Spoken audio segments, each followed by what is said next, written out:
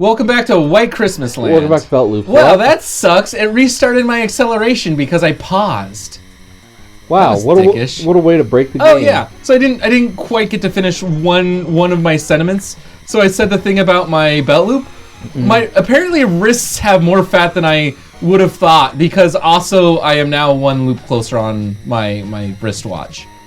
So, I mean, it's on and off. It's the sort of thing where the hard part of the wristwatch is the shape that gets kind of uncomfortable. You can't slide it to the right part of your wrist on the fourth loop, but so it's loosey-goosey on the third loop, and it's just not comfortable. I wish loops had better spacing. You've noticed belt loops at our size are every 3/4 of an inch, and they would be way better every half inch. Just way better every half inch. But then they could sell more belts. No, they can't. The point is I want to be able to tighten it at a finer gradient, that's all. It doesn't need to have a higher range of spaces. It just needs to have 9 holes instead of 7 holes. That's all. Or, yeah, 9 holes instead of 7 holes. Or stop making leather belts a standard and have, like, a material that's, like, you can put the loopy thing... something that's a little elastic, which they make. That's the other thing. I could just switch the style of belt I wear to something that has some elastic. Or is the clip... It's a metal clip that slides, and then it's infinitely adjustable. Yeah, those are options. Although I carry tools on my belt, so that might be too much weight for that style. I don't know. Depends on how much weight. Yeah. But I got another one up. I wish I understood how. Like, it's not just like myself. Everyone carries weight differently, and it kind of bothers me a little bit. Wait, what?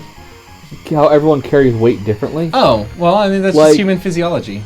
Yes, but, like, for me, it doesn't make sense.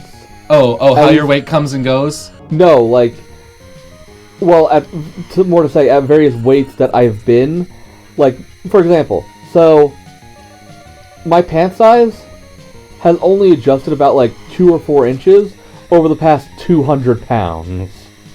Gotcha. And it's like, that shouldn't be the case. Yeah. Like, that's great job.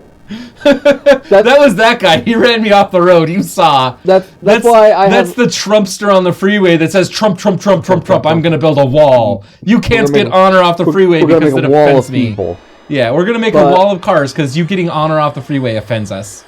But like, yeah. Music is so good. Over the past 200 pounds, I've only gained like 4 inches in my waist, but like everywhere else has gotten all the weight. Oh yeah, I mean. I'm having the same problem losing. It's to the point that I don't notice it though, and it's annoying. So it's like I can't be like, oh, my pants don't fit right. I'm actively, gaining weight. I need to lose weight. Oh, you need that reminder that you're gaining weight, and your waist isn't growing with your weight. Yes. Yeah, and I'm having the reverse problem of I've had to lose a lot of weight to go down a few belt loops. It's just weight distribution. I hate that my weight just congregates in between my knees and my belly, but that's most people, right? It's my upper thighs, which have got shrunken, and once again, I feel really good about now. I've started posing in the mirror, and that's something I haven't done ever, because when I was a kid, I didn't give a shit, and I was fat all but a few years of my adult life. I remember being skinny once. Oh yeah, when I was a little kid, I was skinny. I could run, and then I went hungry a few times. Like literally went days without eating sometimes, and that just kind of fucks with your body. You just never get rid of that last little bit of weight. It just hangs on to it for dear life. Like if I was 160 pounds, it's because I was starving. It's an Auschwitz-like situation. Somebody is actively starving me. Jonathan has not had any meal in the last 3 days. Yeah, it's the I'm getting a meal every 2 days. That's the only way I could possibly get below about 170, 180. It's like, fuck, I wish I miss my metabolism of yonder years. Yeah. When, like, I could fucking eat half a pizza for lunch and just not care about anything. Oh yeah, real quick, did I bring up on the branch when my dad got offended that I said I grew up poor? And it's like, Dad, there were times I literally went hungry. What do you mean I didn't grow up poor? No, you did not bring this up. Just because you were lower middle class at your house. Yeah, we've talked about this on the branch. I don't recall. Okay. Well, he's not in the recent, like... I love my dad, but boy, he's got just, like, 2 stupid ideas in his head, which is 1% of the normal amount of stupid ideas for a boomer. But you know, that one's a doozy. Oop, that was close. Well, it was because you were living between two houses, and that really fucks with things. Yeah, it fucks with things financially. It meant getting financial aid for college was basically impossible because they're like, well, your dad makes all this money. But my dad has refused to help me. He gives me $50 a month and says I should be thankful for it. And honestly, I am. Like, he has no obligation to put me through college, especially if he probably knew I was going to drop out anyway. Yeah, exactly. But like that is an annoying thing too. Was that the last? Okay, there's one more. That's same place, just different track. Yep. White Land 2. That is an annoying thing though. It's like, oh, sorry, because your parents make too much money, you're not allowed to be subsidized. It's like, but they're not helping me though. And today we live in a day and age where now we just need to start doing, and we're moving towards this, where your portfolio is more important than your formal education. Because, I mean, why should you have to have a degree in math when you can literally learn everything that a degree in math has to give off of YouTube, right? Yeah. Like the information is out there. Yeah, it's why should you have to go to 4 years of comp sci when you can learn everything you need to do in any given field in about 6 months, unless you're like super mega expert, and then it's a lifetime of experience, but a year or two of education actually gets you started anywhere. Why get a degree in board repair when you can go learn with Lewis Ross, man? Well, and remember, and keep in mind when you do this, and this is the thing that we've been talking to Amy about, because Amy wants to start on a career.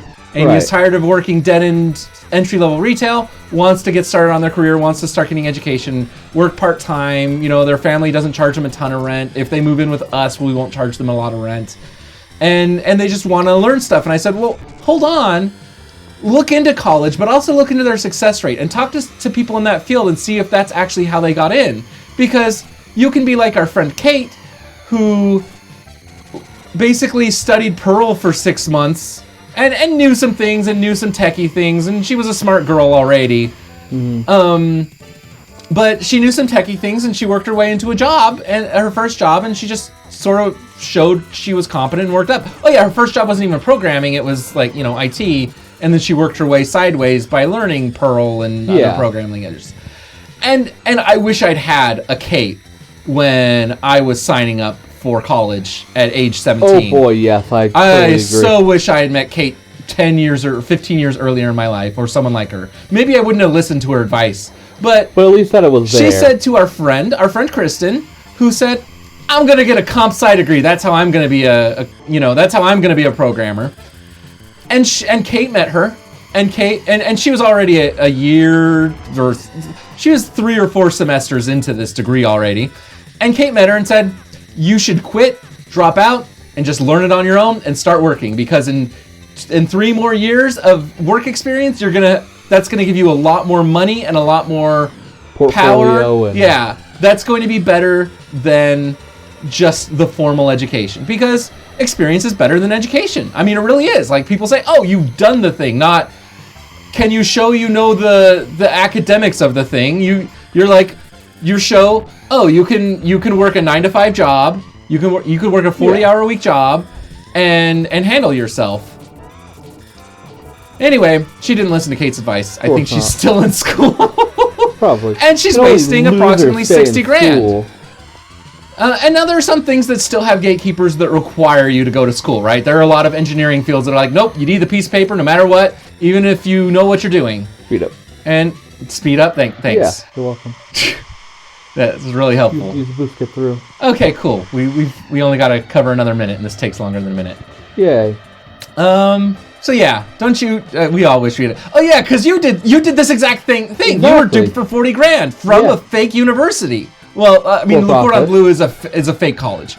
It didn't used to be a fake college, but it eventually evolved into one. They count you working at Starbucks as job placement in a career field. You know, that thing you were doing before you started going to Le Cordon Bleu. Yeah, look, you got a job. Look, they got you a part-time externship at a company that closed 2 weeks after you were done with it, and was paying shit, and you got no good references. And Le Cordon Bleu was like, great, you're done. Yeah, they closed because they weren't making enough money doing the shit tactics that they were doing. Yeah. Oh yeah, they were a really dishonest restaurant, weren't they? Not that they were dishonest. They were just doing all the things that it's like. You look at the cooking shows, like all the Gordon Ramsay cooking shows. It's like why the fuck are you doing this with your cooking business? It's like they're doing exactly that. Like, hey, you know, let's just fucking like microwave these steaks and shit, and like, just really, really dumb shit. Hey, Amarith, guess what happens tomorrow? Our 3 least viewed episodes of the year start tomorrow. Yay! Yay! Christmas! Christmas! Play that special Christmas outro music. We've been playing that special Christmas. I know, outro but I'm music. telling you to do it right now because okay. the series is over for now. We might pick it up another time. Okay. I swear by the beak upon my face, I will stand and fight for the maverick cause. But tonight we wait for the hologram of Santa Claus.